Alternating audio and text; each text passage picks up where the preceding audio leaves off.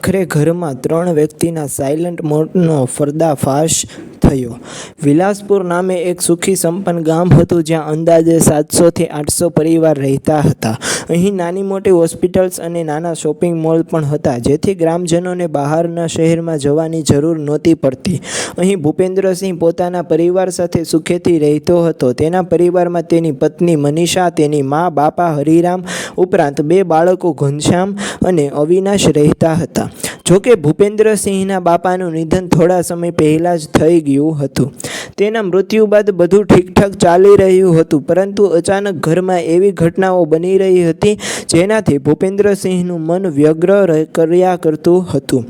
ભૂપેન્દ્રસિંહની મા એકદમ સ્વસ્થ જ હતા, પરંતુ અચાનક જ તેને વહેલી સવારે ઉલટી પર ઉલટી થવા લાગી હતી, જેથી તેને તાત્કાલિક હોસ્પિટલમાં દાખલ કરવામાં આવ્યા હતા.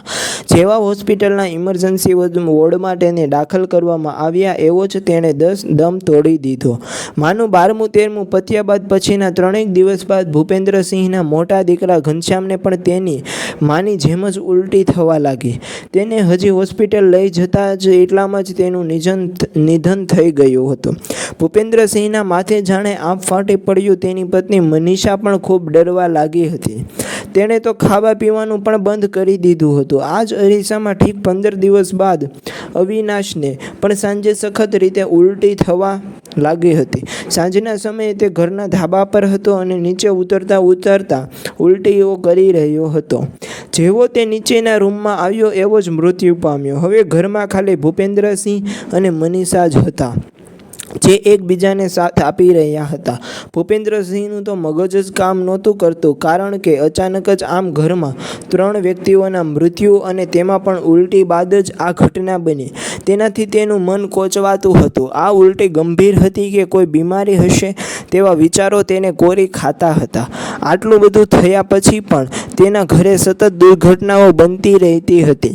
તેના ઘરે ટીંગાડેલા કપડામાં અચાનક જ આગ લાગી જતી, તો ક્યારેક બગીચામાં આગ લાગી જતી હતી, ક્યારેક તો તેના તબેલામાં પણ આગ લાગી જતી હતી. તબેલામાં તો સતત 3 દિવસ અલગ અલગ ખૂણે આગ લાગતા ભૂપેન્દ્રસિંહ અને ગામના લોકો પણ ડઘાઈ ગયા હતા. આખરે હારી ઠાકીને તેણે તેના ઘરમાં અને તબેલામાં CCTV કેમેરા લગાવી દીધા. તેને મન એમ જ હતું કે નક્કી કોઈ મને અને મારા પરિવારને હેરાન કરી રહ્યું છે. ભૂપેન્દ્રસિંહના એક મિત્રએ તેને કોઈ તાંત્રિક વિશેની સલાહ આપી. પહેલાં તો ભૂપેન્દ્રસિંહનું મન આ બાબતે માનતું ન હતું, પરંતુ મનને શાંતિ મળે એ માટે તાંત્રિકને ઘરે બોલાવીને જે તે વિધિ કરાવવાનું નક્કી કર્યું.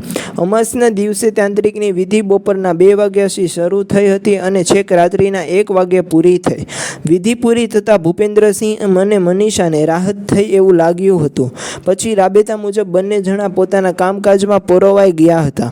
ચોથા દિવસે ફરીથી તેના સૂકવેલા કપડામાં અચાનક આગ લાગી ગઈ. ભૂપેન્દ્રસિંહને આ આગ લાગવાની ઘટના સમજમાં ન આવતા ગામના પોલીસ સ્ટેશને ફોન કર્યો. પોલીસ ટીમ જેવી તેના ઘરે આવી કે ભૂપેન્દ્રસિંહ છેલ્લા 2 મહિનાથી બનતી ઘટનાઓ વિશે માહિતી આપી. પોલીસે કહ્યું કે જો આમ ઉલટી થયા બાદ ઘરની 3 વ્યક્તિઓ મૃત્યુ પામી તો તમે પોસ્ટમોર્ટમ કેમ ન કરાવ્યું? આ બાબતે ભૂપેન્દ્રસિંહે ખેદ વ્યક્ત કર્યો અને કહ્યું કે માના મૃત્યુ પછી કંઈ સૂઝતું ન હતું. આ દરમિયાન વાતમાં પોલીસને જાણ થઈ કે તેના નાના દીકરાને અગ્નિદાહ આપ્યો નહોતો. તેને દાટવામાં આવ્યો હતો. તેથી પોલીસે તેના નાના દીકરાની લાશને ખોદાવીને પોસ્ટમોર્ટમ માટે મોકલી આપી. બીજા દિવસે પોસ્ટમોર્ટમ રિપોર્ટમાંથી તેને ખબર પડી કે એ બાળકના શરીરમાં નોર્ટિગો ડ્રગ હતો, તેમજ તેના ઘરે જે આગ લાગી હતી તે કપડાઓ અને તબેલામાં બળેલી કેટલીક વસ્તુઓની ફોરેન્સિક તપાસ કરાવી તો તેમાં સોડિયમ હોવાનું બહાર આવ્યું. હવે પોલીસની ટીમ એ તપાસમાં હતી કે એવા કયા કારણો હશે જેમાં 3 વ્યક્તિઓ મૃત્યુ પામી. પોલીસ ટીમે ભૂપેન્દ્રસિંહને કહ્યું કે તમારા કોઈ સગા ભાઈ કે પાડોશી પર તમને શંકા ખરી? તો જવાબમાં તેણે ના કહી. તેણે કહ્યું કે મારે તો ગામમાં થોડી જમીન છે અને ખેતીવાડી અને તબેલો પણ સરસ ચાલે છે, તેમજ મારે તો દવાની મોટી દુકાન પણ છે અને તે પણ સરસ ચાલે છે. મારી સાથે કોઈની પણ હરીફાઈ નથી, તેથી મારો કોઈ દુશ્મન નથી.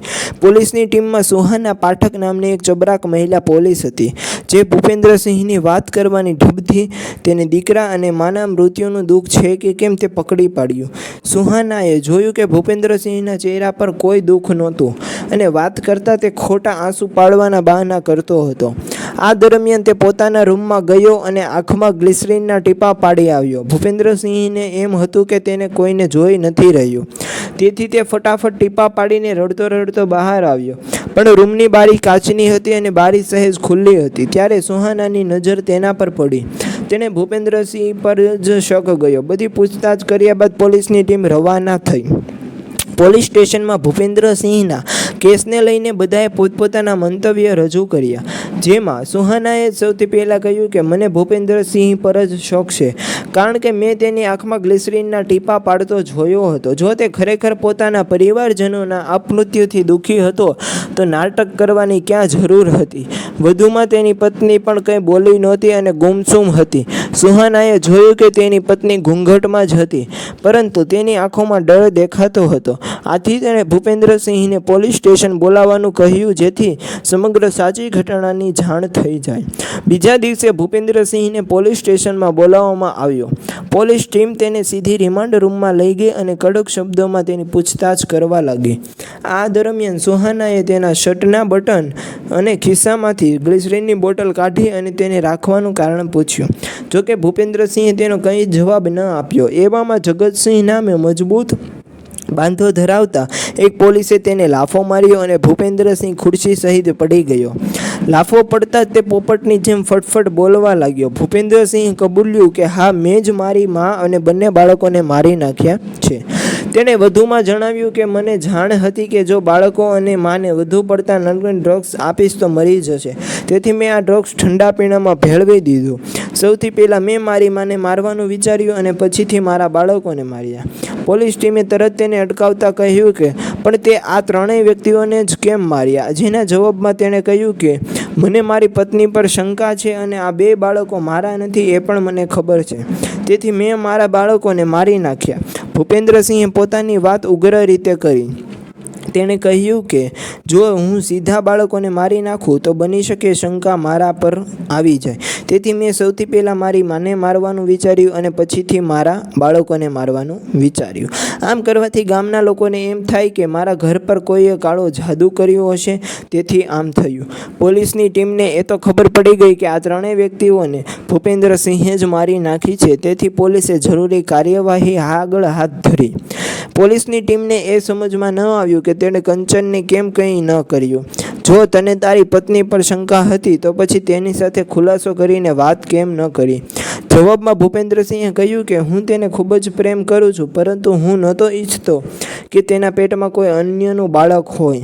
આ દરમિયાન સુહાના અને અન્ય પોલીસ કર્મીને ખૂબ જ ગુસ્સો આવ્યો. તેણે ગુસ્સાને કંટ્રોલ કર્યો અને તરત જ ભૂપેન્દ્રસિંહને હથકડી પહેરાવી લોકઅપ રૂમમાં પૂરીને અન્ય કાર્યવાહી શરૂ કરી.